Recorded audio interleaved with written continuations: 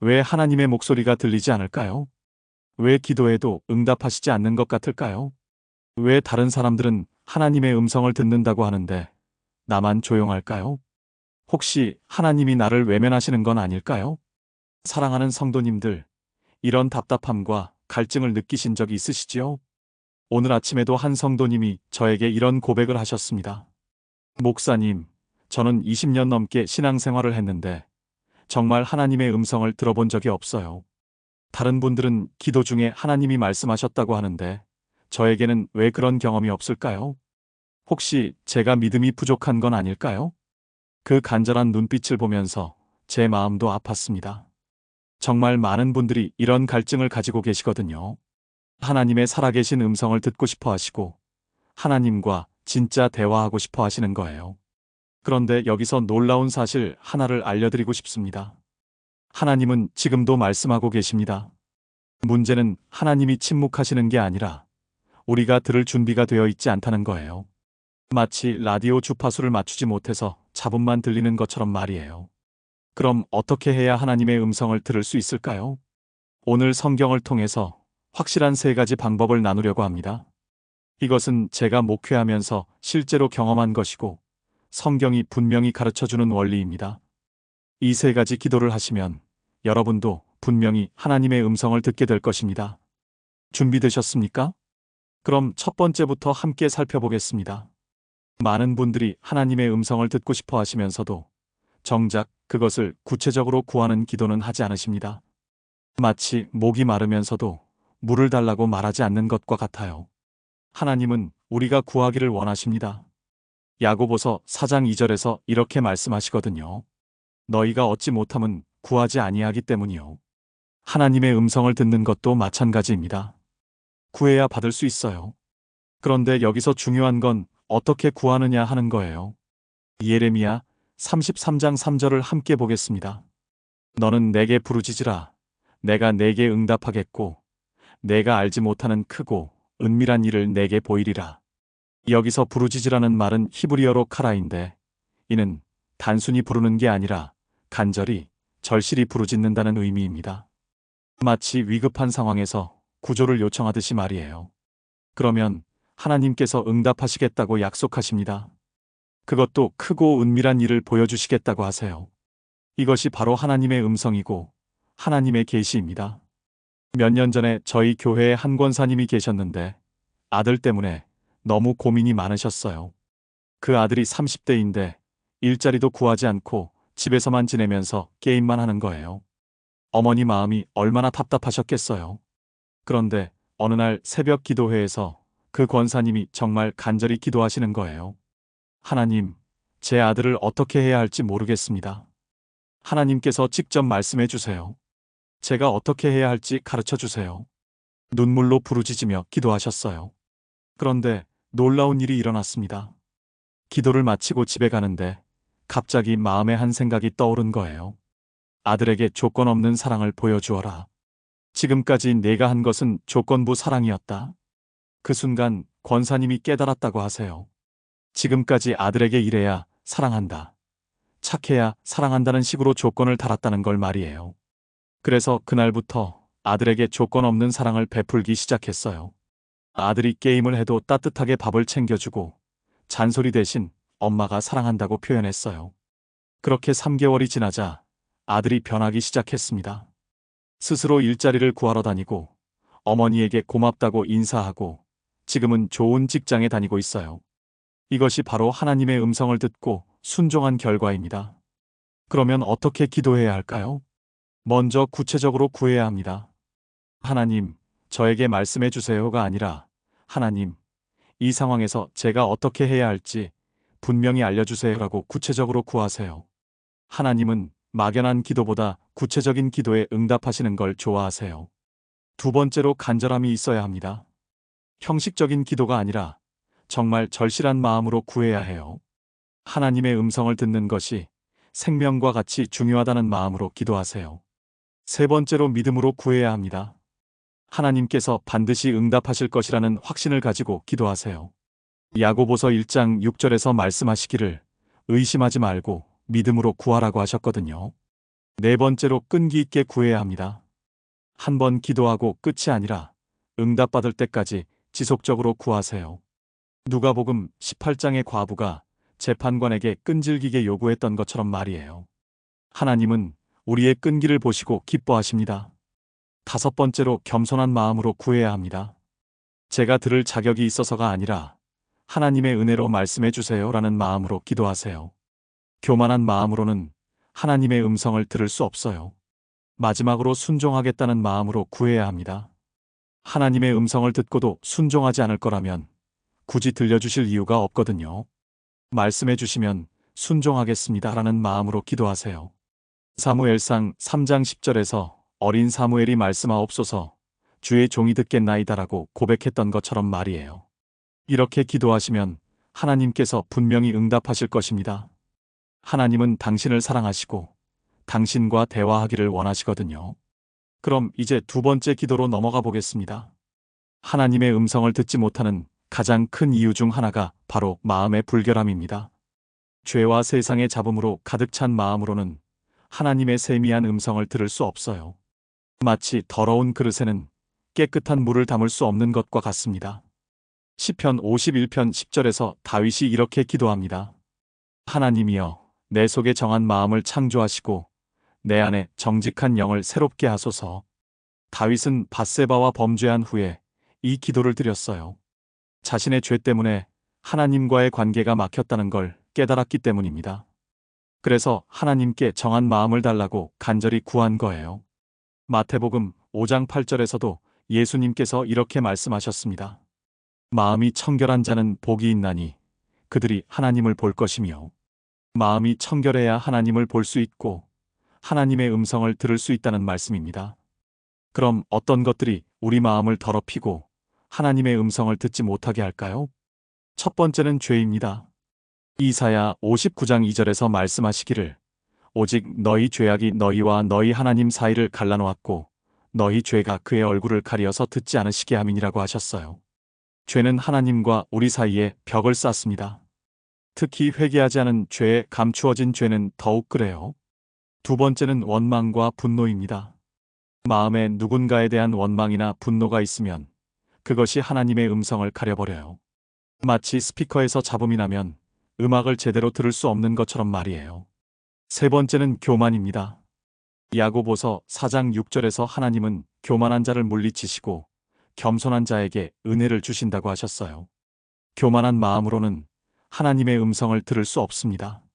네 번째는 세상에 대한 욕심입니다. 요한일서 2장 15절에서 이 세상이나 세상에 있는 것들을 사랑하지 말라고 하셨어요. 세상 것들에 대한 과도한 욕심은 우리 마음을 흐리게 만듭니다. 다섯 번째는 염려와 걱정입니다. 마태복음 13장에서 가시떨기에 뿌려진 씨에 대해 말씀하시면서 세상의 염려와 재물의 유혹이 말씀을 막아 결실하지 못하게 한다고 하셨어요. 염려와 걱정으로 가득한 마음으로는 하나님의 음성을 분별할 수 없어요. 그럼 어떻게 마음을 정결하게 할 수 있을까요? 몇 년 전에 저희 교회 한 집사님의 이야기를 들려드릴게요. 그 집사님은 오랫동안 시어머니와 갈등이 있었어요. 시어머니가 간섭이 심하고 며느리를 무시하는 말을 자주 하셔서 마음에 원망이 쌓였던 거예요. 그런데 시어머니가 치매에 걸리셔서 요양원에 들어가셨는데 집사님은 한 번도 문안을 가지 않았어요. 남편이 가자고 해도 저는 못 가겠어요 라고 거절했습니다. 그런 상황이 2년 정도 지속되었는데 어느 날 새벽 기도 중에 하나님께서 마음에 말씀하시는 걸 느꼈다고 해요. 내 마음의 원망을 내려놓아라. 그것이 너와 나 사이를 막고 있다. 그 순간 집사님이 깨달았대요. 지금까지 기도해도 하나님의 음성이 들리지 않았던 이유가 바로 이 원망 때문이었다는 걸 말이에요. 그래서 그날부터 회개 기도를 시작했어요. 하나님, 제가 시어머니를 원망했던 죄를 용서해 주세요. 제 마음을 정결하게 해주세요. 매일 이렇게 기도하면서 시어머니를 용서하려고 노력했어요. 그리고 일주일 후에는 용기를 내서 요양원에 가서 시어머니께 사과드렸습니다. 어머니, 그동안 불효했습니다. 용서해 주세요. 그 순간 시어머니가 치매였는데도 집사님의 손을 잡고 고맙다고 말씀하셨대요. 그날부터 집사님의 신앙생활이 완전히 달라졌어요. 기도할 때마다 하나님의 음성이 들리고 말씀이 살아있게 느껴지고 은혜가 넘쳤다고 해요. 이것이 바로 마음을 정결하게 했을 때 일어나는 변화입니다. 그럼 구체적으로 어떻게 기도해야 할까요? 첫 번째로 성령님께 죄를 깨닫게 해달라고 기도하세요. 요한복음 16장 8절에서 성령님이 죄에 대하여, 의에 대하여, 심판에 대하여 세상을 책망하신다고 하셨어요. 우리가 스스로 깨닫지 못하는 죄들을 성령님께서 깨닫게 해주십니다. 성령님, 제 마음속에 숨겨진 죄가 있다면 깨닫게 해주세요 라고 기도하세요. 두 번째로 구체적으로 회개하세요. 막연하게 죄를 지었습니다가 아니라 구체적인 죄목을 고백하고 회개하세요. 다윗이 시편 51편에서 구체적으로 자신의 죄를 고백했던 것처럼 말이에요. 세 번째로 용서를 구하고 또 용서하세요. 하나님께 용서를 구할 뿐만 아니라 내가 원망하고 있는 사람들을 용서하세요. 마태복음 6장 14에서 15절에서 너희가 사람의 잘못을 용서하면 너희 하늘 아버지께서도 너희 잘못을 용서하시려니와 너희가 사람의 잘못을 용서하지 아니하면 너희 아버지께서도 너희 잘못을 용서하지 아니하시리라고 하셨어요. 네 번째로 마음을 새롭게 해달라고 기도하세요. 에스겔 36장 26절에서 하나님께서 새 마음을 너희에게 주되 너희 육신에서 굳은 마음을 제거하고 부드러운 마음을 줄 것이며라고 약속하셨어요. 하나님께서 새로운 마음을 주실 수 있어요. 다섯 번째로 성령으로 충만하게 해달라고 기도하세요. 에베소서 5장 18절에서 술 취하지 말라 이는 방탕한 것이니 오직 성령으로 충만함을 받으라고 하셨어요. 성령으로 충만한 마음은 정결한 마음이에요. 여섯 번째로 말씀으로 마음을 씻어달라고 기도하세요. 에베소서 5장 26절에서 물로 씻어 말씀으로 깨끗하게 하사라고 하셨어요. 하나님의 말씀이 우리 마음을 깨끗하게 씻어주세요. 일곱 번째로 지속적으로 자신을 살피는 시간을 가지세요. 고린도후서 13장 5절에서 너희는 믿음에 있는가 너희 자신을 시험하고 너희 자신을 확증하라고 하셨어요. 정기적으로 자신의 마음 상태를 점검하는 시간이 필요해요. 이렇게 마음을 정결하게 하는 기도를 하시면 분명히 하나님의 음성을 더 선명하게 들으실 수 있을 것입니다. 하나님은 정결한 마음을 기뻐하시고 그런 마음에 당신의 뜻을 나타내 주시거든요. 그럼 이제 마지막 세 번째 기도로 넘어가겠습니다. 하나님의 음성을 듣는 목적은 무엇일까요? 단순히 호기심을 만족시키거나 미래를 알고 싶어서일까요? 아닙니다. 하나님의 음성을 듣는 목적은 바로 순종하기 위해서입니다. 하나님께서 우리에게 말씀하시는 이유는 우리가 그 말씀대로 살기를 원하시기 때문이에요. 그런데 많은 분들이 이 부분을 놓치고 계세요. 하나님의 음성을 듣고 싶어 하면서도 정작 들은 음성에 순종할 준비는 되어 있지 않은 거예요. 이것은 마치 의사에게 처방을 받고서는 약을 먹지 않는 것과 같습니다. 사무엘상 15장 22절에서 사무엘이 사울에게 이렇게 말합니다. 순종이 제사보다 낫고 듣는 것이 순양의 기름보다 나으니 하나님께서는 우리의 제사나 예배보다도 순종을 더 기뻐하신다는 말씀입니다. 그리고 듣는 것이라는 표현은 단순히 귀로 듣는 게 아니라 듣고 순종한다는 의미예요. 히브리어로 샤마라는 단어인데 이는 듣다와 순종하다가 같은 단어예요. 즉, 진짜 듣는 것은 순종하는 것이라는 뜻입니다. 요한복음 14장 21절에서 예수님께서 이렇게 말씀하셨습니다. 나의 계명을 지키는 자라야 나를 사랑하는 자니 나를 사랑하는 자는 내 아버지께 사랑을 받을 것이요 나도 그를 사랑하여 그에게 나를 나타내리라. 여기서 나를 나타내리라는 것이 바로 하나님의 음성을 들려주신다는 의미예요. 즉, 순종하는 자에게 하나님께서 자신을 나타내 주신다는 것입니다. 반대로 말하면 순종하지 않는 자에게는 하나님께서 자신을 나타내지 않으신다는 뜻이기도 해요. 몇 년 전에 저희 교회에 한 청년이 있었는데 그 청년이 저에게 이런 상담을 요청했어요. 목사님, 저는 하나님의 음성을 듣고 싶은데 들리지 않아요. 어떻게 해야 할까요? 그래서 제가 물어봤어요. 그럼 지금까지 하나님께서 말씀하신 것 중에 순종하지 않은 게 있니? 그 순간 청년의 얼굴이 빨갛게 달아올랐어요.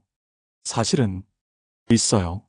하나님께서 금연하라고 마음에 말씀하신 것 같은데 아직 끊지 못했어요. 그리고 부모님께 효도하라는 마음이 들었는데 바쁘다는 핑계로 안부 전화도 잘 안 드려요. 바로 이거예요. 하나님께서 이미 말씀하신 것들을 순종하지 않으면서 새로운 음성을 듣고 싶어 하는 거예요. 이것은 마치 숙제를 하지 않은 학생이 선생님께 새로운 과제를 달라고 하는 것과 같아요. 그래서 저는 그 청년에게 이렇게 말했습니다. 먼저 하나님께서 이미 말씀하신 것들부터 순종해 보렴. 그러면 하나님께서 새로운 말씀도 들려주실 거야. 그 청년이 그날부터 진짜로 순종하기 시작했어요. 담배를 끊고 부모님께 매일 안부 전화를 드리고 주일 성수도 철저히 하고, 그렇게 3개월이 지나자 놀라운 일이 일어났습니다. 그 청년이 기도할 때마다 하나님의 음성이 들리기 시작한 거예요. 진로에 대해서, 연애에 대해서, 봉사에 대해서 하나님께서 구체적으로 인도해 주셨어요. 지금은 그 청년이 선교사가 되어서 동남아시아에서 사역하고 있습니다. 이것이 바로 순종의 힘입니다. 순종하는 자에게 하나님께서 더 많은 것을 맡기시고 더 깊은 음성을 들려주세요. 그럼 어떻게 순종의 기도를 드려야 할까요? 첫 번째로 먼저 순종하겠다는 다짐을 해야 합니다. 하나님의 음성을 듣기 전에 미리 순종하겠다고 다짐하는 거예요. 이것이 진짜 믿음입니다. 아브라함이 이삭을 바치라는 명령을 받았을 때 내용을 다 듣고 나서 순종 여부를 결정한 게 아니에요. 하나님의 음성인 것을 확신하는 순간 바로 순종했거든요. 하나님, 무엇을 말씀하시든지 순종하겠습니다 라는 마음으로 기도해야 해요.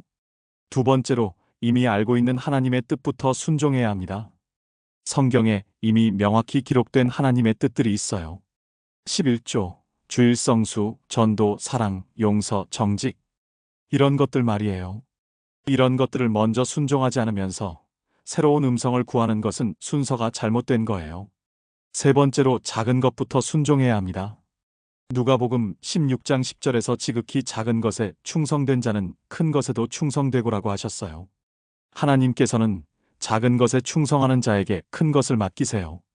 예를 들어 하나님께서 일찍 일어나라고 마음에 말씀하시면 그것부터 순종하세요. 친구에게 안부 문자를 보내라고 하시면 그것부터 순종하세요. 이런 작은 순종들이 쌓이면 하나님께서 더 큰 일에 대해서도 말씀해 주세요. 네 번째로 즉시 순종해야 합니다. 순종에는 타이밍이 있어요. 하나님께서 지금 하라고 하시면 지금 해야 해요. 나중에 하겠다고 미루면 그 순간 하나님의 음성을 듣는 민감성이 떨어져요. 사무엘이 어렸을 때 하나님의 부르심을 들었을 때 바로 말씀하옵소서라고 응답했거든요. 다섯 번째로 완전히 순종해야 합니다. 부분적인 순종은 순종이 아니에요. 사울 왕이 아말렉을 진멸하라는 명령을 받았을 때 일부만 순종했다가 하나님께 버림받았어요. 하나님께서는 완전한 순종을 원하세요. 여섯 번째로 결과에 상관없이 순종해야 합니다. 하나님의 명령이 내 생각과 다르고 결과가 어떻게 될지 모르겠어도 순종해야 해요. 노아가 방주를 만들 때 사람들이 다 비웃었지만 끝까지 순종했거든요. 그 결과 노아와 그의 가족만 구원받았어요. 일곱 번째로 기쁨으로 순종해야 합니다. 억지로 하는 순종이 아니라 기쁨으로 하는 순종이어야 해요. 시편 40편 8절에서 다윗이 나의 하나님이여 내가 주의 뜻 행하기를 즐겨하나이다라고 고백했어요. 하나님의 뜻을 행하는 것이 즐거움이어야 해요. 여덟 번째로 감사함으로 순종해야 합니다. 하나님께서 나에게 말씀해 주신 것 자체가 큰 은혜라는 걸 알아야 해요. 수많은 사람들 중에서 나를 선택해서 말씀해 주신 것에 감사해야 합니다. 몇 년 전에 저도 하나님께 이런 기도를 드린 적이 있어요. 교회 건축 문제로 고민이 많았을 때였는데 여러 가지 방안들이 있었거든요. 그런데 어떤 것이 하나님의 뜻인지 확신이 서지 않았어요. 그래서 금식하며 기도했습니다. 하나님, 교회 건축에 대한 하나님의 뜻을 알려주세요. 무엇을 말씀하시든지 순종하겠습니다. 3일 동안 금식하며 기도하는데 둘째 날 새벽에 하나님께서 마음에 말씀하시는 걸 느꼈어요.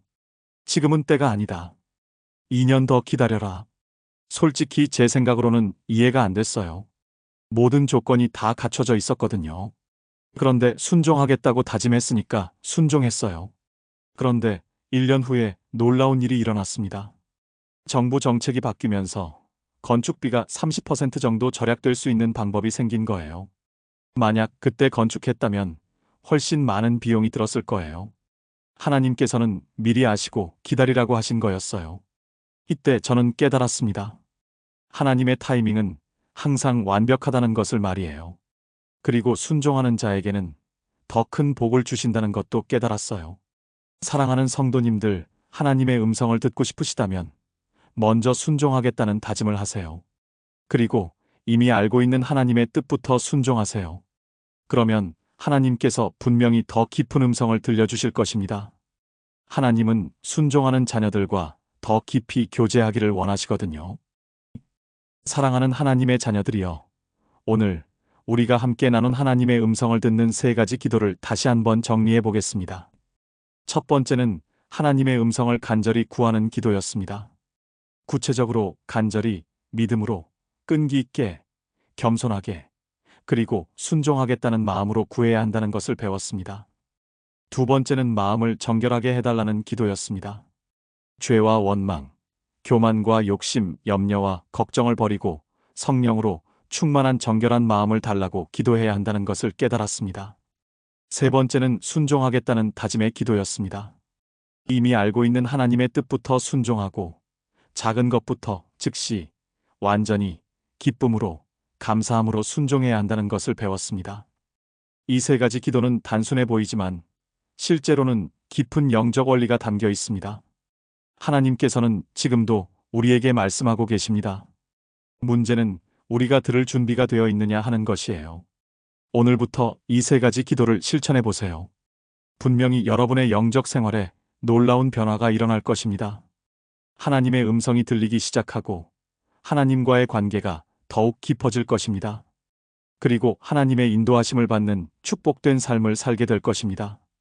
오늘 말씀이 은혜가 되셨다면 좋아요 버튼을 눌러주시고 댓글로 여러분의 간증도 나눠주세요. 그리고 구독과 알림 설정도 부탁드립니다. 여러분 모두에게 하나님의 음성이 선명하게 들리는 축복이 있기를 간절히 축복합니다. 하나님의 사랑과 은혜가 여러분의 가정과 삶 속에 충만하기를 기도합니다. 안녕히 계세요.